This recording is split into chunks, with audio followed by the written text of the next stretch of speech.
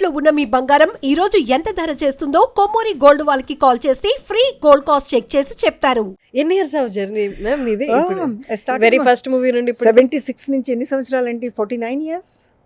76 4 ఇదొక 44 plus 49 49 years. But I'm very happy, honestly. I love my work. ఇప్పుడు shooting లేకుండా ఇంట్లో ఇలా కూర్చుంటే ఒక టైం ఉండేది, I have to work. Now I don't have to work, I want to work. You want to. నేను పనికి వెళితే నేను కొంచెం ఎనర్జీ వచ్చేస్తుంది నాకు. ఒక 2 రోజులు 5 రోజులు షూటింగ్ లేకపోతే ఇలా కూర్చుంటే మా ఆయన అంటారు, లుక్ ఎట్ యువర్ మమ్మ how she's keeping a face.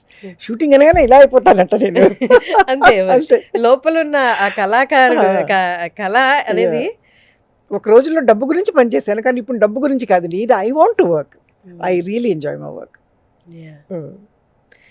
ఇంకొకటి ఘోర్ తేరా గావ్ బడా ప్యార్, ఆ పాట మీరు జస్ట్ కూర్చొని అలా వింటూ ఉండడమే.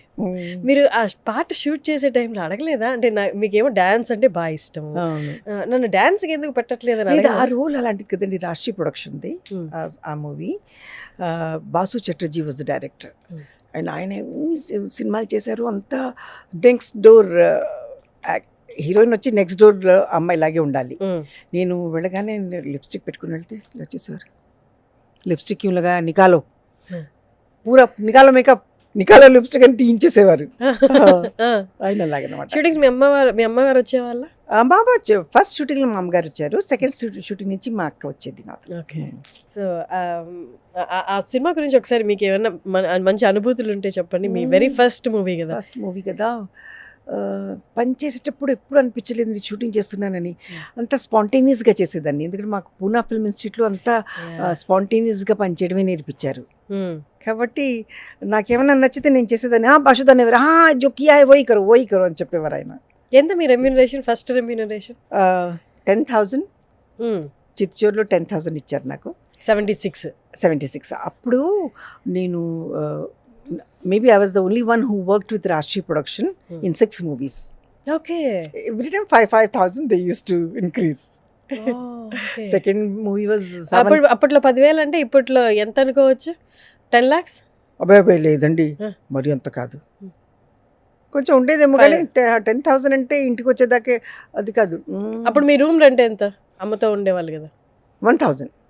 ఓకే, 1,000. ఓకే, 1,000. అప్పుడు 10,000 అంటే మేబీ 50,000 ఏమో. ఇప్పట్లో 50 ఉండొచ్చు. 5,000 ఇచ్చేవారు. Then second movie with them was Saawan Ko అనేదో, that was also super hit movie. పాటలు కూడా అందులో కూడా చాలా బాగుండేవి. ఆ పాట మాత్రం ఇప్పుడు తెలుగు వాళ్ళు ఇప్పటికీ వింటారు చాలా మంది. నేను ఆ పాట కింద కామెంట్స్ చూశాను, is anyone listening to this in 2025 అని కూడా కామెంట్ పెట్టిన వాళ్ళు. అదే ఘరోందా చేశానండి, ఘరోందాలో కూడా పాట చాలా ఫేమస్ అయింది.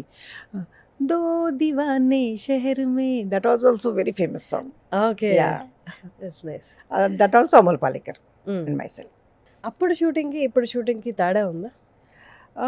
ఎక్విప్మెంట్స్ చాలా మారిపోయాయి, అంత తప్పించి ఎక్కువ తేడా లేదు. ఇప్పుడు ఈజీ అయిపోయిందా యాక్టింగ్ అనేది? ఈజీ అప్పుడు కూడా అంత ఈజీ కాదు, కానీ మేము ఈజీగా చేసేసేవాళ్ళం. ఇప్పుడు కొంచెం కమర్షియల్గా ఎక్కువ చేస్తున్నారు కాబట్టి they want perfection and this and that. అప్పుడైతే ఎక్కువగా girl next door kind of movies they use to make, especially with me. So అనేవారు జరీనా తో ऐसे लगता कि जैसे कोई మిడిల్ క్లాస్కి లడ్కి. So I got all middle class roles. అంటే మీరు అలా అఫెండ్ అయ్యే వాళ్ళ? అలా లేదే, పిక్చర్ దొరికేవి, అంతకన్నా ఇంకేం కావాలి. అది అప్పట్లో అంటే మీకున్న థింకింగ్ ప్రాసెస్ ఏదైతే ఉందో, వచ్చింది చాలు ఇదే బాగా అనుకునేది, ఇప్పట్లో లేదేమో, ఇప్పుడులో ఉండదేమో. మేబీ అదే మా జనరేషన్ వాళ్ళలో డిప్రెషన్స్కి డిస్సాటిస్ఫాక్షన్కి కారణమేమో. అంటే మీరు వచ్చిన దాంతో you are very much very happy అండి. నేను నాకు ఇన్ని సినిమాలు దొరుకుతాయి నేను ఎప్పుడు అనుకోలేదు. ఒకటి గోల్డెన్ జూబ్లీ, ఒకటి సిల్వర్ జూబ్లీ. ఆ రోజుల్లో సిల్వర్ జూబ్లీస్ అలా ఉండేవి. ఇప్పుడు ఎన్ని కోట్ల బిజినెస్ 100 crores 1000 crores అది బిజినెస్ అదనమాట. అప్పుడైతే గోల్డెన్ జూబ్లీ అంటే బాప్రే, దెన్ ప్లాటినం జూబ్లీ అలా వెళ్ళేవాళ్ళు. 25 weeks, 50 weeks, 75 weeks అలాగా. ఏం కొనుక్కున్నారు మీ ఫస్ట్ రెమ్యూనరేషన్? రెమ్యూనరేషన్లో ఏం కొన్నాను? రేషన్ కొన్నాను బాగా ఇంట్లో. ఆ తర్వాత నేను ఒక then I bought one house 1 bedroom hall. అందులో సగం డబ్బులు నేను వేసాను, సగం డబ్బులు లోన్ తీసుకున్నాను. అది చిన్న ఫ్లాట్. ఆ తర్వాత then I told my father, నేను అమ్మ ఇక్కడ ఉన్నాం, మీ రాజమండ్రిలో మీరు ఉన్నారు, వచ్చేసేయండి ఆ ఇల్లు అమ్మేసి మనం పెద్ద ఇంట్లో హిందీ మాట్లాడేవాళ్ళు కదా, ఉర్దూ హిందీ తెలుగు 2 మాట్లాడేవాళ్ళం. అప్పుడు మా నాన్నగారు వాళ్ళు డిసైడ్ అయ్యి అక్కడ రాజమండ్రిలో ఇల్లు అమ్మేసి బ్యాండ్ స్టాండ్లో పెద్ద ఇల్లు అంటే 3 bedroom. 3 bedroom is very big. అప్పట్లో కాదు, ఇప్పట్లో కూడాను. ఇప్పుడు కూడా నా ఇంటికి ఆపోజిట్గా రేఖ ఉంటారు. ఇప్పుడు ఇప్పుడు ఆ ఇల్లు ఉంది, రేఖ అక్కడే ఉన్నారు. ఇప్పుడు మేము I have shifted with my husband, so ఆ ఇల్లు అద్దెకి ఇచ్చేసాం.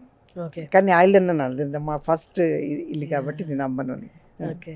రేఖా గారితో పరిచయాలు ఉన్నాయి చాలా. మేము మీ టాక్ ఇన్ తెలుగు ఓన్లీ. జర్నోయ్ జర్నోయ్ అని పిలిచేది ఎప్పుడు చూసిన. She very sweet. జస్ట్ ఇక్కడి నుంచి అంతవరకే ఇల్లు దూరం అది. ఆమె కలుస్తాం. ఆవిడ గురించి చెప్పండి. వాట్ కైండ్ ఆఫ్ పర్సన్ అంటే మీ ఇద్దరు చాలా క్లోజ్ కాబట్టి. చాలా మంచి మనిషి అండి. చాలా ఎంత వెరీ ఏది మనసులో వస్తుంది చేసేసేయాలి అంతే. She like that. She always like. ఒకరోజు 5 o'clock వచ్చి జర్నో కిందకి రా. ఏమైంది నువ్వు కిందకి రా చెప్తాను.